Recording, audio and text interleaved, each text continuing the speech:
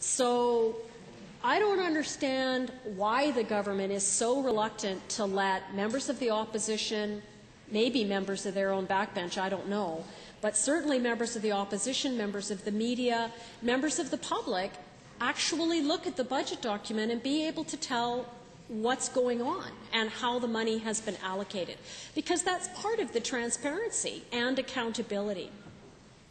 And if you won't give us the information up front, it does make it much harder for us to come back to you during one of your wonderful quarterly updates and be able to hold you accountable through that information if we couldn't tell what was going on the first time. And this is not for any lack of intelligence on this side. You know, I regularly sit in a caucus with two people who have doctor in front of their name, one from an academic background and one as a medical doctor. I mean, I'm not sitting here with stupid people, and I'm not sitting here with lazy people. But that's what we're facing. You notice I'm not in that group. No, I included you in the second group. Come on. But that's the effect of what I see, the point we've come to with this bill. And I think I don't understand what the problem is. I don't understand what the government's afraid of. The government has an overwhelming majority here. They're going to get their budget passed. There's no question about that.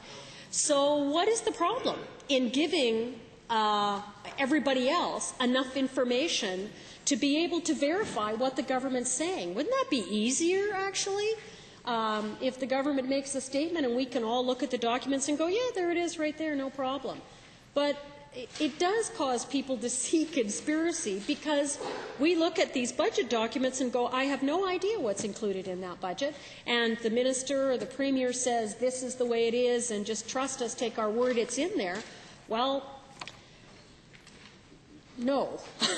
I'm not willing to trust you or take your word. I mean, this afternoon we had an exchange between the member for Edmonton Riverview, who's the critic on health and wellness, and the Minister of Health about, you know, verify for us, give us the proof, show us exactly where the claim that is being made by Alberta Health Services that they have found efficiencies of $700 million, show us where this actually is.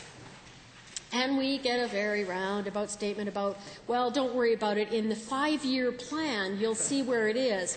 I'm waiting for that one. Maybe that's where we get the one-liner that explains the entire budget and breaks down absolutely nothing. So I continue to wonder what else is going on here. And you guys aren't helping me. You're not assuring me, you're not making it easy for me to believe what you're saying is true. You make it really hard. And, you know, the media says to me, Laurie, you know, try and get all your questions spoken out loud during those exchanges with the minister, because we're following along. And make sure that they table the responses in the Assembly, because in the past, when they've just mailed it to our offices, the media were following along. They saw a question, they see no answer. And they don't know what the response was, and they have no ability to dig around and find it because it wasn't made public. So I'll give you credit on this one. By having them now tabled in the Assembly, they become a sessional paper, and citizens from Alberta and the media, members of the opposition, can get access to the written responses from the ministers. So I hope those are good, clear responses, because everybody's going to be looking at them now. So that's the observation that I make from this budget, and there's been a number of other. See, this is the other part of this whole process that just strikes me as neutered to the point of silliness. You know, we've got the government has organized to have all of the various committee estimates debates in Committee of Supply voted on one day, one big vote.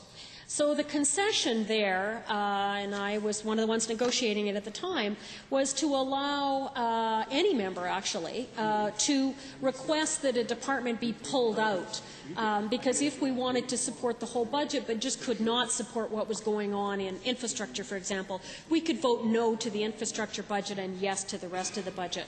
Well, I'm sure that when we did that, it actually didn't cross our minds that we'd end up with a situation where we didn't like what was happening in individual departments, but we didn't like the whole budget either.